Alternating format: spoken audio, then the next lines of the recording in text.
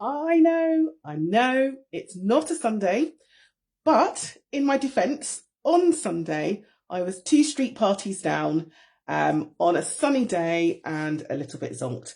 So here I am on a Tuesday doing Sunday Soul Search. My apologies for anyone that was hanging out and waiting for that on Sunday. And what a weekend we've had. My name's Antoinette. I go live every Sunday and just share with you whatever I've been percolating on that week. And to be fair, this week's percolation came very late in the day or very late in the week. So I don't know what you were doing during the coronation, but actually I camped out on a friend's sofa for a 10-hour marathon of oohing and ahhing at dresses and national costumes and flags and liturgy and music. Oh my goodness, what a feast of music. And then the analysis afterwards, and then we realised we had to eat, and then it was time for prom praise. So a 10-hour marathon, and it was delicious, every last drop of it.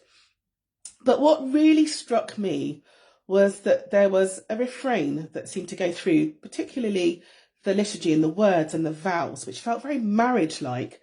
And there was this phrase about being a servant leader. And so King Charles promises that he will be a servant leader. And it's not the first time that I've heard that phrase. I first came across that when I was studying a leadership module at All Nations College. And it's a very countercultural model. And I wonder what you guys think. Well, like what kind of leader are you? What leadership style are you used to? Do you even have a preference?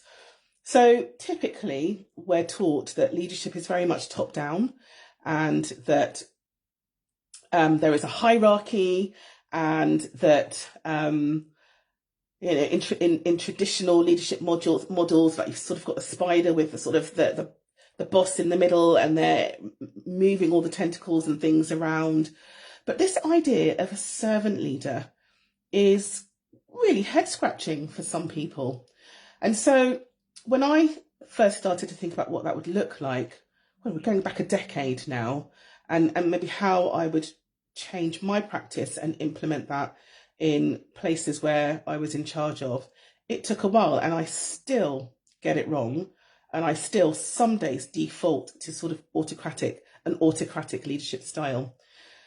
So a servant leader is very much thinking about the needs of their entire organisation, family, whatever it is that that person is leading, that any decision that they make is with the best interests of everybody that they are responsible for at heart. It's no mean feat. It can often mean putting your needs last.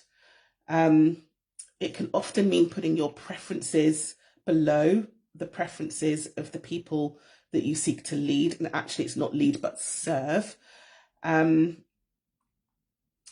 It doesn't mean though that you are a doormat and that people get to walk all over you because you are trying to exhibit these hallmarks of servant leadership.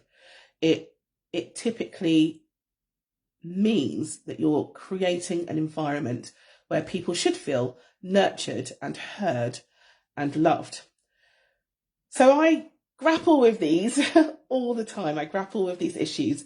But it was really, really refreshing on Saturday to be reminded that, okay, yes, I'd forgotten. This is what I'm striving for. And certainly at Just Help Us, we talk about an inverted pyramid, which we don't always get right. And certainly now that we're reviewing all our processes and procedures, we realise that as we're doing that, we are not actually consulting the people that are top of our pyramid, which is our client base, and then our cleaning team, and then our admin team, and then a leadership team, and then me, that we have again defaulted and tried to reverse the pyramid. So it's even things like that when you're looking at change. It's not assuming that you know best for people, but it is about always thinking about the needs of everyone else first. I'm going to leave it there because I'm rambling, but I'd love to hear what your viewpoints are on servant leadership. I'd love to hear what your viewpoints were on the coronation and all of the words that got said. And I'd love to know if and where you have tried to be a servant leader. How did that pan out? Or if you've been led by someone that has that mentality, how did that feel? comment on a postcard. You know the drill. I'd love to hear your thoughts. And whatever you're doing, have a great week, and I will see you on Sunday. Bye.